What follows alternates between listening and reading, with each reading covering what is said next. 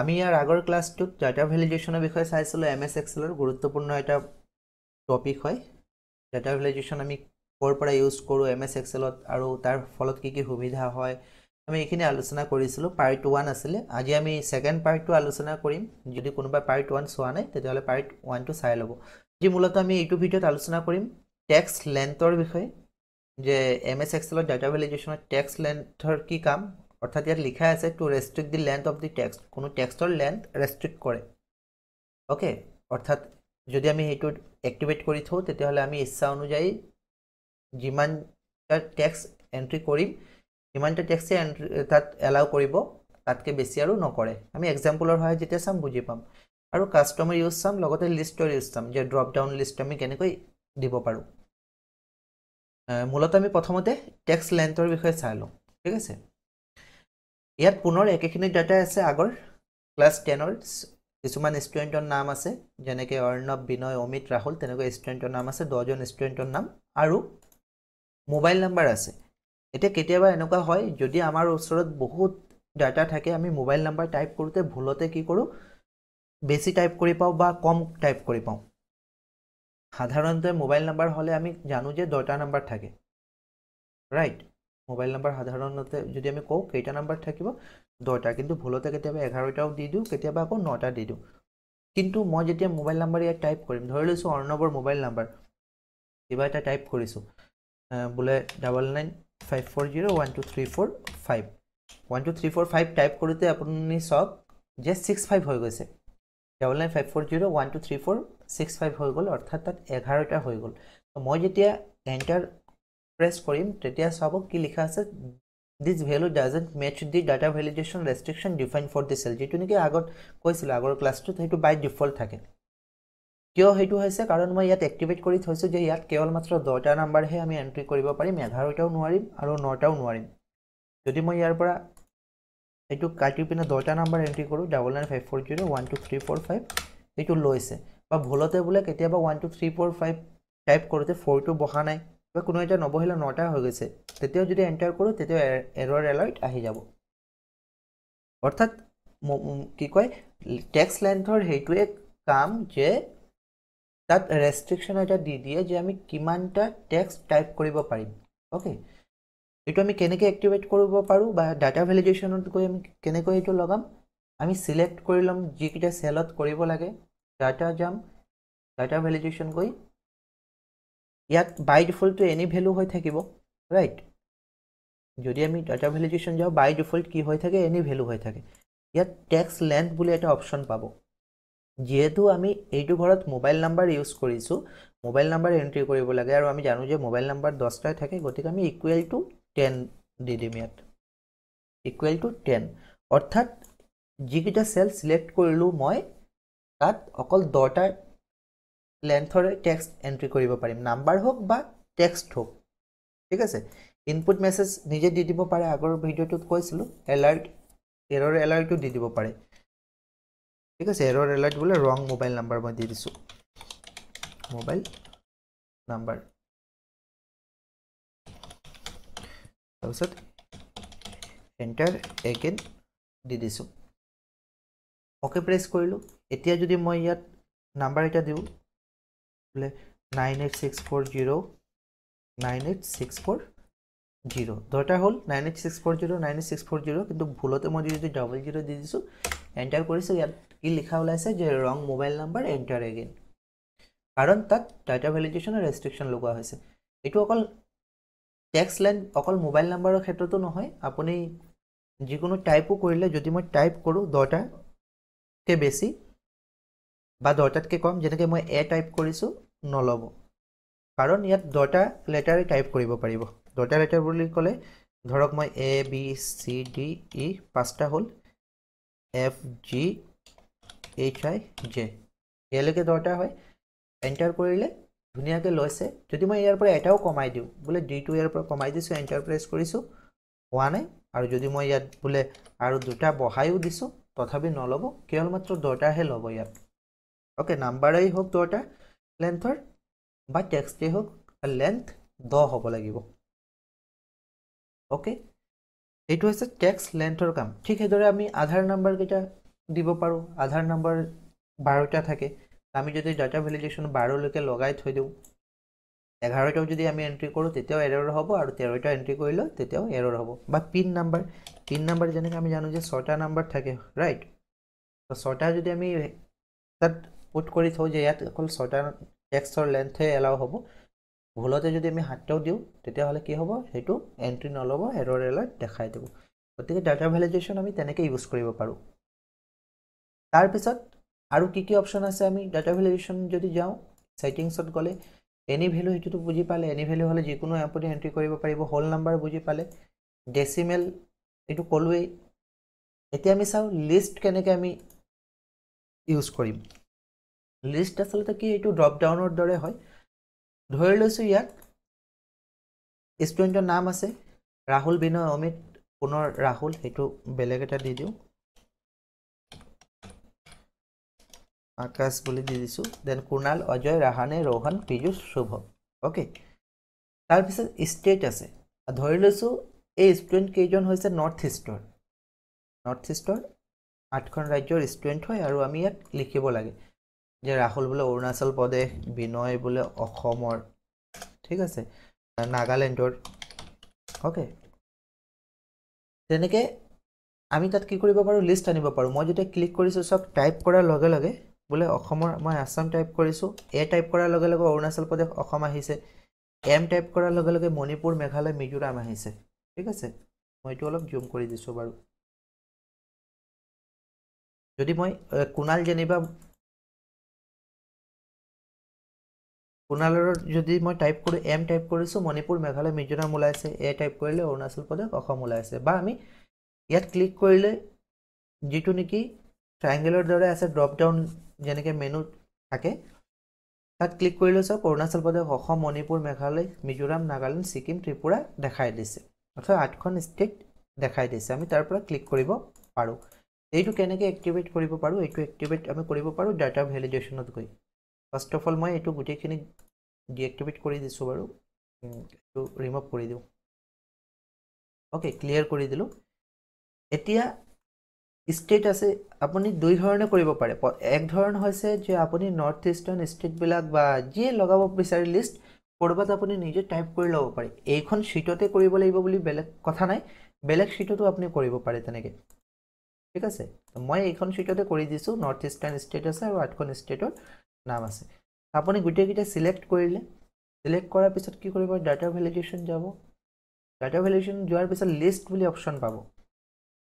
লিষ্টত গৈ সোৰ্স যত আছে সোৰ্সত আপুনি কি কৰিব পাৰে আপুনি ম্যানুয়ালি এনেকৈ টাইপ কৰিব পাৰে ষ্টেট বিলাক যেনেকৈ মই যদি টাইপ কৰিছো ধৰক আসাম কৰিলো মণিপুৰ কমা দি মণিপুৰ তাৰ পিছত বোলে সিকিম তেনেকৈ 8খন ষ্টেট টাইপ কৰিব কমা দি ওকে কৰিব এটা ৰাহুল সিলেক্ট কৰিব লাগে ইয়াৰ ড্ৰপ ডাউনত আহি যাব আসাম মণিপুৰ সিকিম আৰু মই তিনিখন ৰাজ্যৰ নামে ইয়াত কি কৰিছিলো টাইপ কৰিছিলো ওকে তেনেকৈ টাইপ কৰিও কৰিব পাৰে আদাৰৱাইজ আপুনি লিষ্ট যদি সিলেক্ট কৰিব লাগে এইখিনি মই ডিলিট কৰি দিও সোর্সত গৈ পিনে এই যে লিষ্টত যে মই নাম লিখিছো 8খন ৰাজ্য এইটো আপুনি ড্ৰেগ কৰি দিব ড্ৰেগ কৰি ওকে কৰি দিব ড্ৰেগ কৰিলে সিলেক্ট হৈ যাব ওকে কৰি দিব তাৰ পিছত ৰাহুল নামৰ ল'ৰাজনৰ ষ্টেট যদি আপুনি সিলেক্ট কৰিব বিচাৰে তেতিয়া আপুনি যদি টাইপো কৰে এম টাইপ কৰিলে ইয়া সাজেশন দেখাই দিব যে মণিপুৰ মেঘালয় নে মিজোৰাম আদাৰৱাইজ আপুনি কি কৰিব পাৰে ক্লিক কৰিলে যেটো নেকি ট্ৰায়াঙ্গেলৰ শেপ আহিব তাত ক্লিক কৰিলে লিষ্ট ওলাই যাব ড্ৰপ ডাউন যেটো মেনু লিষ্ট হেতু ওলাই যাব তাৰ পৰা সিলেক্ট কৰিব পাৰে ঠিক আছে ওকে তেনেকৈ গতিকে যিকোনো ধৰণৰ লিষ্ট আপুনি তেনেকৈ বনাব পাৰে ডাটা ভেলিডেশ্যনত গৈ ওকে আই হোপ ইয়ালৈকে কোনো ডাউট নাই তাৰ পিছত আৰু কি থাকে ডাটা ভেলিডেশ্যন অপচনত আৰু এটা থাকিব কাস্টমত কি কৰিব পাৰো ইয়াত চাওক ইয়াত এখন ফৰ্ম আছে ফিল আপ কৰিব লাগে ফৰ্ম বা এনে আৰু আমাক শীট দিছে ফিল আপ কৰিব লাগে আৰু ইয়াত লিখা আছে ক্যাপিটেল লেটাৰ অনলি কেতিয়াবা আমি যেতিয়া ফৰ্ম ফিল আপ কৰো বা প্ৰায় অফলাইনে হোক বা অনলাইনে হোক লিখা থাকে নহয় ব্লক লেটাৰ অনলি কেৱল মাত্ৰ ক্যাপিটেল লেটাৰ লিখিব লাগে বা ব্লক লেটাৰ লিখিব লাগে অৰ্থাৎ তাত স্মল লেটাৰ লিখিলে যদি অনলাইন কোনো এনেকুৱা ফৰ্ম থাকে স্মল লেটাৰ যদি আমি লিখোঁ তেতিয়াহ'লে কি হয় এইটো এণ্ট্ৰি নলয় দেখাই দিয়ে যে কেপিটেল লেটাৰ এণ্ট্ৰি কৰিব লাগে ধৰি লৈছোঁ ইয়াত চিৰিয়েল নাম্বাৰ 1 কাৰোবাৰ নাম আছে বোলে অমিত বুলি লিখিলোঁ স্মল লেটাৰত এণ্টাৰ মাৰিলোঁ ইয়াত কি ওলাইছে এটা এৰৰ মেছেজ ওলাইছে কিয় এৰৰ মেছেজ ওলাইছে কাৰণ ইয়াত ডাটা ভেলিডেশ্যন লগোৱা আছে অৰ্থাৎ কেপিটেল লেটাৰহে আমি ইয়াত এণ্ট্ৰি কৰিব পাৰিম মই যদি অমিত কেপিটেল লেটাৰ লিখিছোঁ একো এৰৰ অহা নাই লিখিব পাৰিছোঁ বা বিনয় যদি মই কেপিটেল লেটাৰ লিখিছোঁ একো এৰৰ অহা নাই বাট একেই বিনয় নামটো যদি মই স্মল লেটাৰ লিখোঁ তেতিয়াহ'লে এৰৰ মেছেজ আহিব ৰিজন তাত অকল কেপিটেল লেটাৰহে আমি এণ্টাৰ কৰিব পাৰিম আৰু অকল কেপিটেল লেটাৰ এণ্টাৰ কৰিবলৈ হ'লে আমি ডাটা ভেলিডেশ্যনৰ কোনটো ফৰ্মুলা ইউজ কৰিম তাত বাই ডিফল্ট ফৰ্মুলা নাই কাষ্টমত গৈ কৰিব লাগিব আমি প্ৰথমতে গোটেইটো সিলেক্ট কৰিম ডাটা ভেলিডেশ্যন যাবলৈ হ'লে শৰ্টকাট কি আছে শৰ্টকাট কি অল্ট এ তাৰপিছত ভি অল্ট এ ভি মনত থ'ব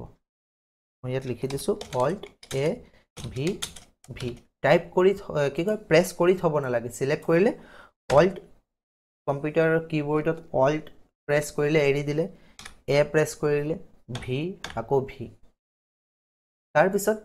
কাষ্টমত যাব লাগিব কাষ্টমত গৈ আমি এটা ফৰ্মুলা লিখিব লাগিব ইকুৱেল দি পিনে একজেক্ট ফৰ্মুলাটো মনত থ'ব ইকুৱেল দি একজেক্ট ব্ৰেকেট অপেন কৰিম ব্ৰেকেট অপেন কৰাৰ পিছত ক'ত লিখিব লৈছোঁ তাৰ যিকোনো এটা চেল সিলেক্ট কৰিম ওপৰৰ চেলটো সিলেক্ট কৰিম G7 কমা দিলোঁ যদি আমি কেপিটেল লেটাৰ লিখিব লাগে তাৰ এটা ফৰ্মুলা আছে আপাৰ বুলি আপাৰৰ ফৰ্মুলা আমি পিছত চাম বাৰু বা মই এইটো ডাটা ভেলিডেশ্যন এণ্টাৰ কৰাৰ পিছত মই এইটো দেখাই দিম আপাৰ ফৰ্মুলা আপাৰ লিখিলোঁ পুনৰ ব্ৰেকেট অপেন কৰিলোঁ পুনৰ চেলটো সিলেক্ট কৰিলোঁ G7 দেন ব্ৰেকেট দুবাৰ ক্লোজ কৰিলোঁ কি লিখিলোঁ exact then bracket open cell select কৰিলোঁ কমা দিলোঁ আপাৰ লিখিলোঁ দেন ব্ৰেকেট অপেন এগেইন মই চেলটো সিলেক্ট কৰিলোঁ তাৰপিছত ডুৱেল ব্ৰেকেট ক্লোজ অ'কে কৰিলোঁ ঠিক আছে আৰু ইয়াত একো এৰৰ মেছেজ দিয়া নাই মই এৰৰ মেছেজ এটা ইয়াত লগাই দিওঁ বাৰু ইনপুট মেছেজটো বুজি পাইছে ইনপুট মেছেজ দি দিওঁ যে type in block letter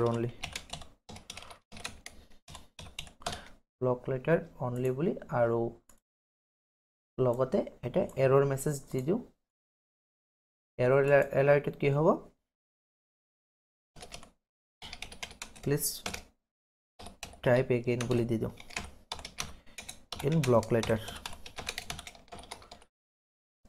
please type again in block letter এতিয়া কাৰোবাৰ নাম যদি মই ইয়াত এণ্টাৰ কৰোঁ বোলে ৰাহুল স্মল লেটাৰত দিছোঁ বা সেন্টেন্স কেছত দিছোঁ আই টু কেপিটেল তাৰপিছত স্মল এণ্টাৰ কৰিছোঁ ইয়াত কি দেখাইছে please type again in block letter অৰ্থাৎ ইয়াত অকল ব্লক লেটাৰহে আমি এণ্ট্ৰি কৰিব পাৰিম যদি মই ব্লক লেটাৰত ৰাহুল লিখোঁ ধুনীয়াকৈ লৈছে যদি ব্লক লেটাৰত অমিত লিখিছোঁ ধুনীয়াকৈ লৈছে বাট স্মল লেটাৰ যদি মই দিওঁ এটা এইটো নহ'ব স্মল লেটাৰ ডি টাইপ কৰিছোঁ নলৈছে কিন্তু কেপিটেল লেটাৰ ডি দিছোঁ কেপিটেল লেটাৰ ডি এণ্টাৰ কৰিছোঁ ল'ব ৰিজনটো কি ৰিজনটো ইয়াত অনলি কেপিটেল লেটাৰ এলাউ কৰা আছে আৰু তাৰ কাৰণে যিটো ফৰ্মুলা এইটো মনত থ'ব কি আছিলে একজেক্ট লিখিব লাগিব ইয়াত মই কপি কৰি দিছোঁ বাৰু পিডিএফটোৰ কাৰণে আপোনালোকে টেলিগ্ৰাম চেনেলত ভিজিট কৰিব পাই যাব অ'কে এইটো ফৰ্মুলা এণ্টাৰ কৰিব এইটো ইকুৱেলটো মই গুচাই দিছোঁ কিন্তু ফৰ্মুলাটো যেতিয়া এণ্টাৰ কৰিব তেতিয়া ইকুৱেলটো দি দিব এইটো formula exact bracket open cell select কৰিব comma upper again bracket open cell select কৰি তাৰপিছত দুবাৰ ক্লোজ কৰি দিব আপাৰটো কেলৈ ইউজ কৰিছে জানেনে আপাৰটো ইউজ কৰে আচলতে স্মল লেটাৰ আৰু কেপিটেল লেটাৰ নিবলৈ ধৰি লৈছোঁ মই ইয়াত স্মল লেটাৰ কাৰোবাৰ নাম লিখিছোঁ ইয়াত অমিত লিখিছোঁ ৰাহুল লিখিছোঁ অজিত লিখিছোঁ এইবিলাক সব স্মল লেটাৰ আমি এইবোৰ কেপিটেল লেটাৰ কৰিব লাগে তেতিয়া কি কৰিব লাগিব আমি আপাৰ ফৰ্মুলা লগাব পাৰোঁ ইকুৱেল দিলোঁ আপাৰ লিখিলোঁ ব্ৰেকেট অপেন এই টেক্সট সিলেক্ট কৰি দিলে হ'ব অ'কে সিলেক্ট কৰি ব্ৰেকেট ক্লোজ এতিয়া চব অমিতটো কেপিটেল লেটাৰ হৈ গৈছে